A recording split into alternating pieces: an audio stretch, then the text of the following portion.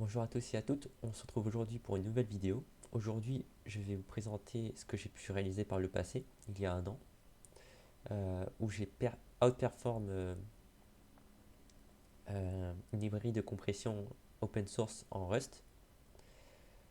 Et du coup, on va sans plus tarder aller à la rencontre de cette librairie en question.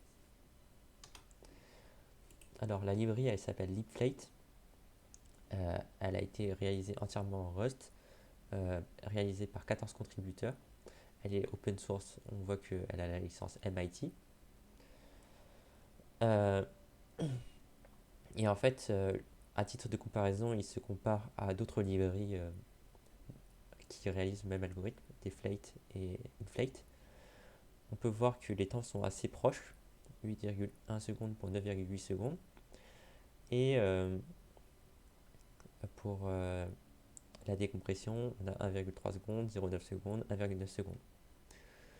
Ok. Du coup, la librairie est assez potable en temps.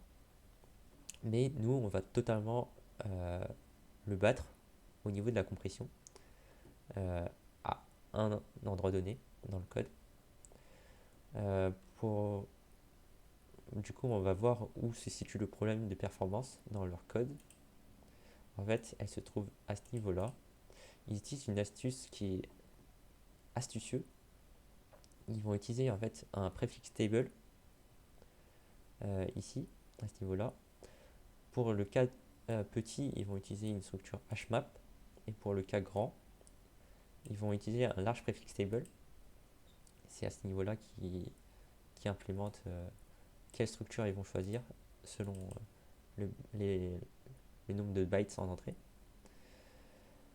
Et en fait, c'est vraiment la structure de HMAP qui est la clé de l'algorithme. Ici, à ce niveau-là, on va faire un insert. Et du coup, il va l'implémenter pour les deux.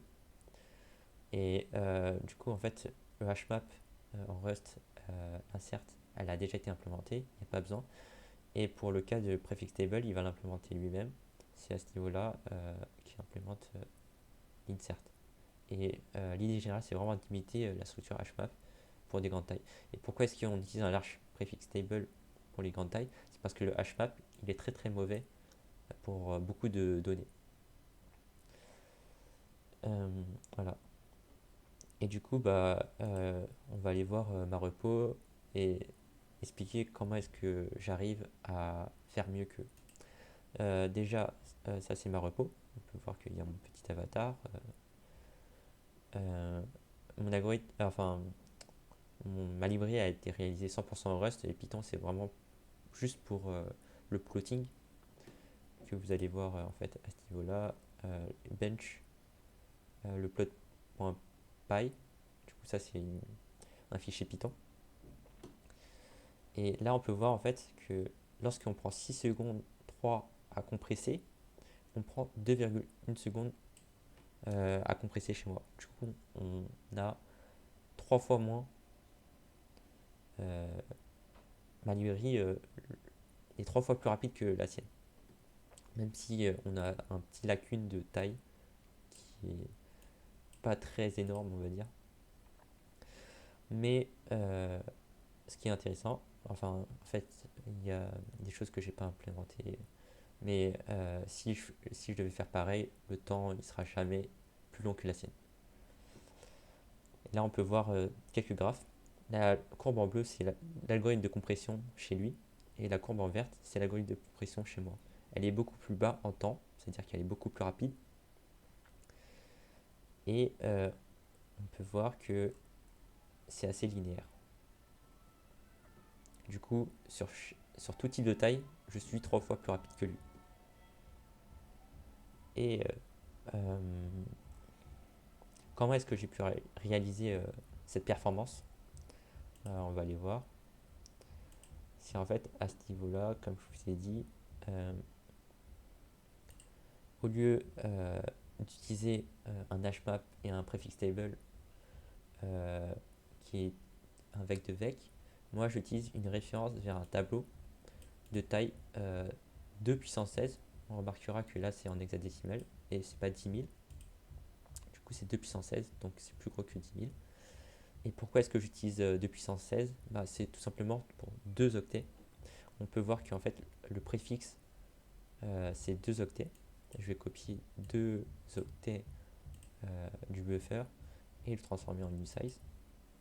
Du coup, il n'y aura jamais d'overflow du tableau. Et pareil, j'implémente la fonction insert pour ensuite récupérer la valeur. Et en fait, la différence avec leur algorithme, c'est que eux, ils ont un préfixe de 3 octets tout le temps, alors que moi, j'ai un préfixe de 2 octets. Du coup, en fait, ma table, elle enregistre moins, mais l'avantage, c'est qu'elle reste en cache. Et ça, c'est très très important. Là, on peut voir que 2 puissance 16 multiplié par 4, 4 étant la taille en octets d'un entier 32 bits, on arrive à ce que j'ai écrit ici, on arrive à 256 kilobytes de mémoire. Et lorsqu'on va sur la fiche d'AMD Ryzen 7 3800X, on a un cache L1 de 512 kilooctets. Du coup, on prend la moitié. Et c'est aussi ce qui explique lorsque je fais la comparaison des performances, qu'on a un saut à ce niveau-là. En fait, à ce niveau-là, on va sortir du cache L1 et on aura une moins bonne performance. 256, c'est la moitié. 2 puissance 14 plus les données du code, ça va faire en sorte qu'on va sortir de ce cache L1, 512 kilooctets. C'est pour ça qu'on a une remontée de une performance moins bonne lorsqu'on arrive à ce seuil-là. Et en fait, c'est vraiment très intéressant d'exploiter le matériel qu'on dispose. Et en fait, pour nombreux processeurs, euh, on va au moins rester dans le cache L2 et battre en fait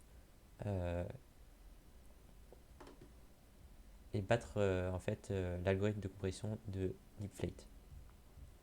Voilà, voilà. Voilà, c'est tout pour aujourd'hui. Merci d'avoir regardé cette vidéo et à bientôt.